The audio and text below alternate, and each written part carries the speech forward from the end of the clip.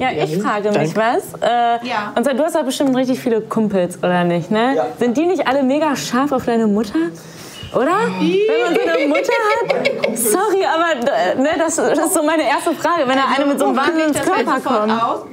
Als Mama hast du dich verdammt gut gehalten. Mega. Ich glaube, da sind viele...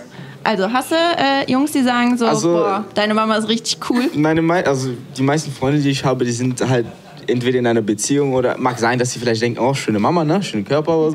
Aber ist nie der Fall gewesen, dass sie sagen, ey, ne, mal ran oder so. Ich glaube, es wird auch nicht dazu kommen. Was würdest du denn machen, wenn mal ein Freund zu dir käme und meinte so, du, Chris, ist deine Mama Single? Ach, jeder hat da irgendwo seine Grenzen und ich glaube, genau da wäre meine Grenze und ich würde da irgendwie schon, ne, ich würde da durchsetzen und sagen, ey, hör auf und das reicht doch irgendwie. Aber man muss gut trainieren. Ja, Mama, ne?